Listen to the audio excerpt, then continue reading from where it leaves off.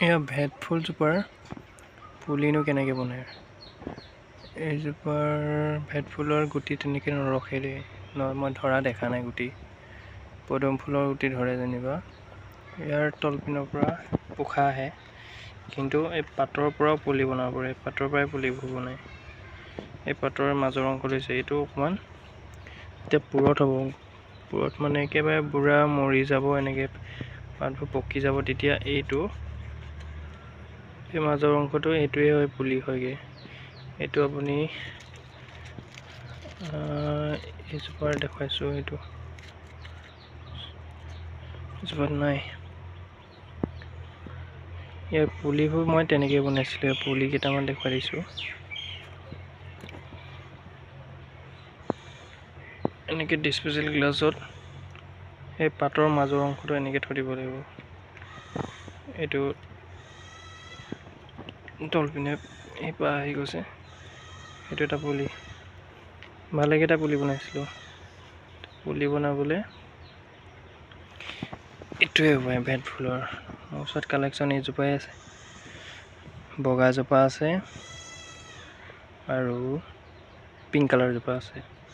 এইজোপা ধুনীয়া ৰংটো, এইজোপা মোৰ ভাল লাগে। এই মাজৰ অংশটো ফালি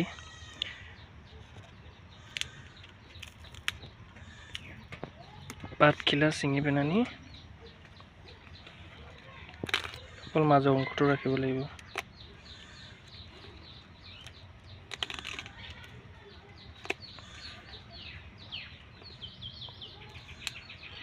এইটো যেনেকৈ বেঙুনীয়াখিনিত যে পুলি বনাই পাতৰ পৰা, তেনেকুৱাই একে।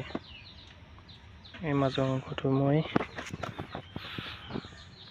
ইয়াত এটা দি দেখুৱাইছোঁ।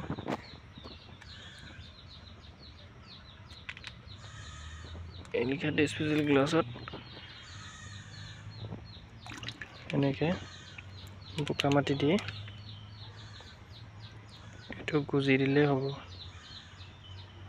এনেকৈ অকণমান হেঁচি গুজি পেলানি তলত ৰাখি দিলে হৈ যাব।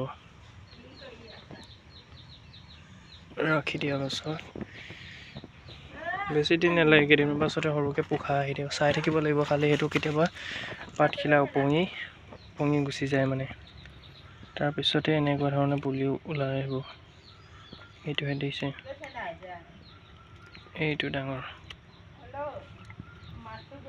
ভেট ফুলৰ পুলি তেনেকেই বনায়। বাকীখিনি কথা নাজানো, এইজোপাৰো বনাব পৰা যায়। এইজোপা খালি পাতটো পুৰঠ হ'বলৈ, এইটো পিংক কালাৰৰ বগাটোও বনাব পৰা যায়। বগাটো পুলি ক'ৰবাত আছিলে, ক'ত আছে এইটো বগা।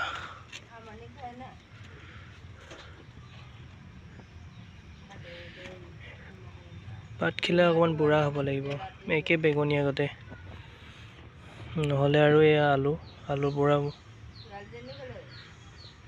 আলুৰ পৰা হয়।